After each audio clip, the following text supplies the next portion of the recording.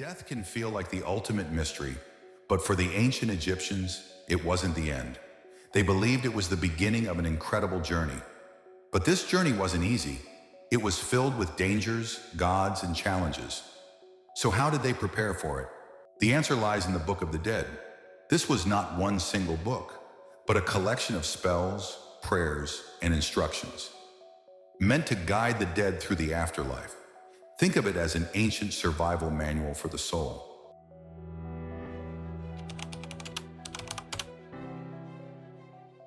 The Book of the Dead wasn't like a novel or textbook. It was a series of magical texts written on papyrus scrolls, tomb walls, or even painted onto coffins. These texts were designed to help the dead safely travel through the afterlife and reach their final destination. The earliest versions of these texts appeared over 4,000 years ago as inscriptions inside pyramids. These were called the pyramid texts.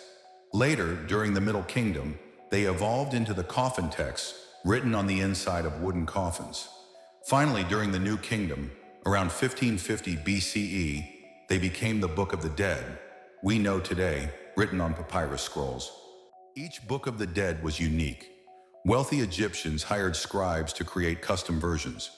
That included their names, titles, and the specific spells they thought would help them in the afterlife.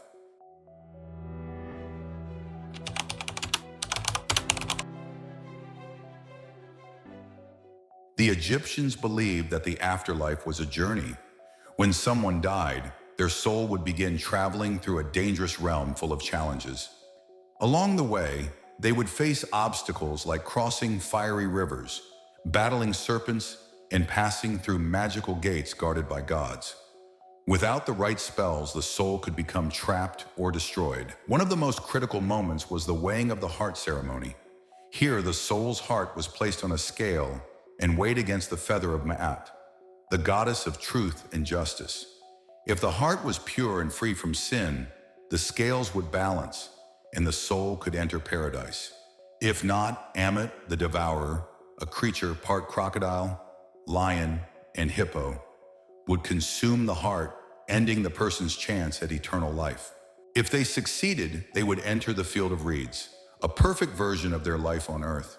Here they could farm, eat, and live forever in happiness with their loved ones.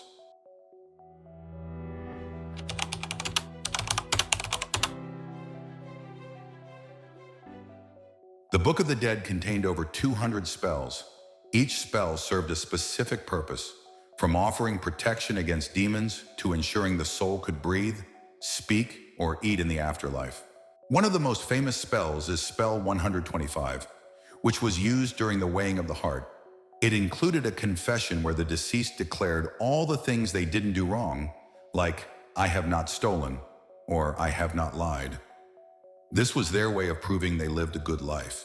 Many spells also included prayers to gods like Osiris, the ruler of the underworld, or Ra, the sun god, who guided the soul through the dark realms of the afterlife.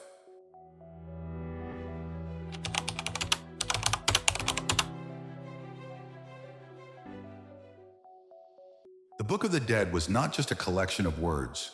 It was also a masterpiece of art.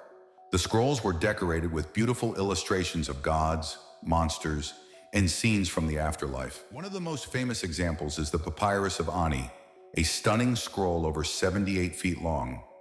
It's filled with colorful images and detailed spells, showing just how much effort went into these texts.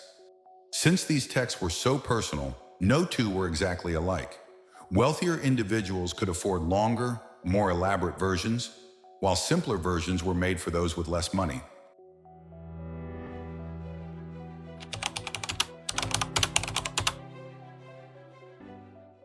Today, the Book of the Dead is a treasure trove of information about ancient Egypt. It reveals their beliefs about death, morality, and the afterlife, as well as their artistic and writing skills. Thanks to these texts, we can understand how deeply the Egyptians cared about preparing for eternity. They remind us of the human desire to find meaning in life and death. The Book of the Dead is more than a collection of spells. It's a window into the minds and hearts of the ancient Egyptians. It shows their fears, hopes, and dreams for the afterlife. Thank you for joining me on this journey.